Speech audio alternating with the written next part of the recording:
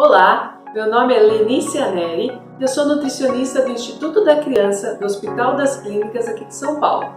E hoje eu gostaria de conversar um pouquinho com vocês sobre nutrição dentro da fibrose cística.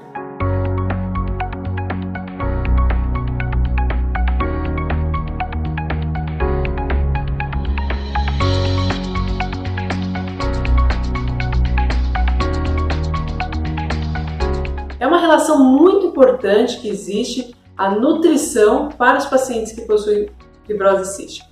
Isso porque mais de 80% dos pacientes não têm suficiência pancreática. O que é isso? As enzimas pancreáticas não conseguem ser liberadas para digerir o alimento e com isso o alimento passa inteirinho pelo trato gastrointestinal e é perdido pelas fezes. Não é digerido, absorvido e aproveitado pelo organismo.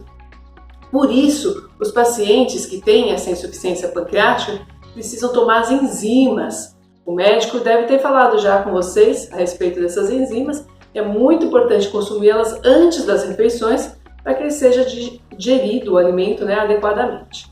Outra coisa muito importante dentro da nutrição fibrose cística é que a alimentação tem que ser hipercalórica. O trabalho pulmonar ele gasta muita energia, então respirar na fibrose cística gasta muitas calorias. Por isso, você precisa repor isso através da alimentação. A alimentação tem que ser hipercalórica, principalmente no que diz respeito à gordura. Então a alimentação tem que ser hipergordurosa, tem que ter maior quantidade de gordura do que uma pessoa que não tem fibrose cística.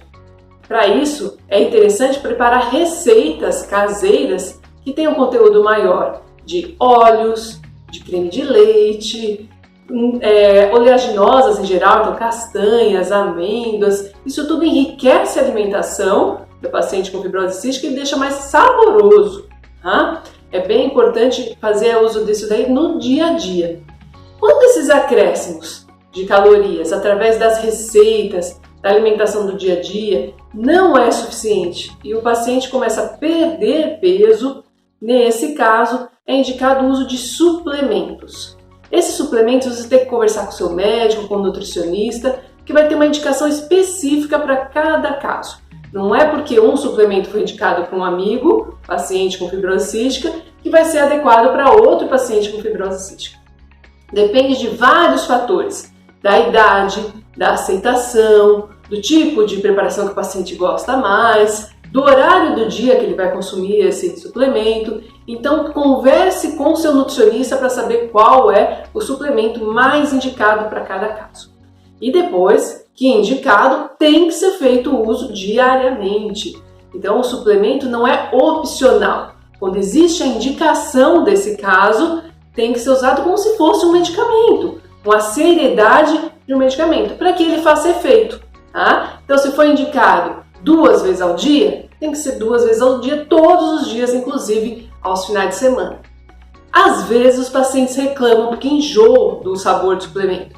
E para isso também converse com o seu nutricionista, porque ela deve te dar dicas de como usar no dia a dia. Pode ser batido, feito um milkshake com aquele suplemento, pode ser batido com frutas, pode ser usado em preparações culinárias. Então, às vezes, essas modificações pontuais fazem com que o paciente não enjoe do suplemento.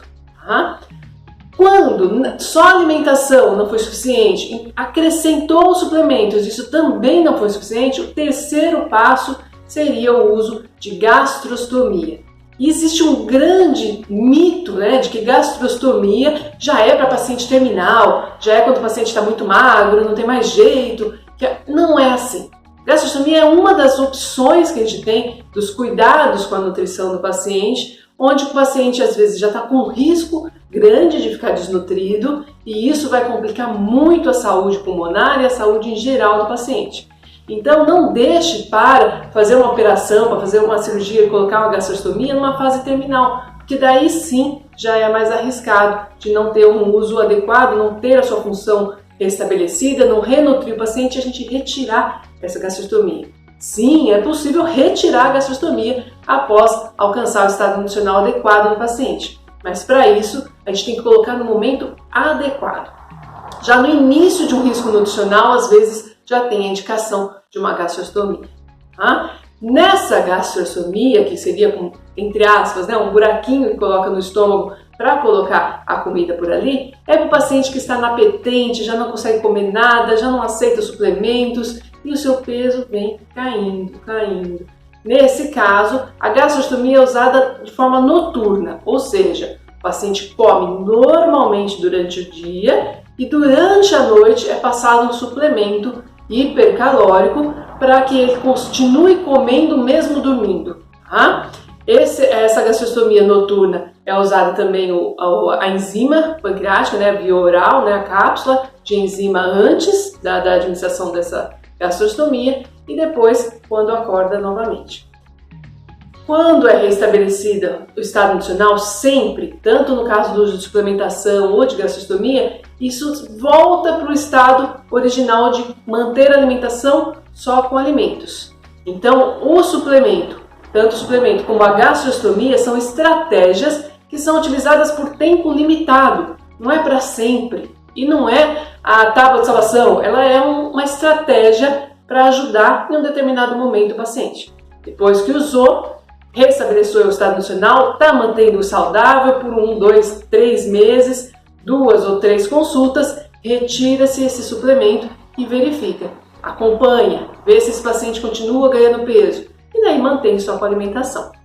O mais importante de tudo é manter o acompanhamento com o seu nutricionista.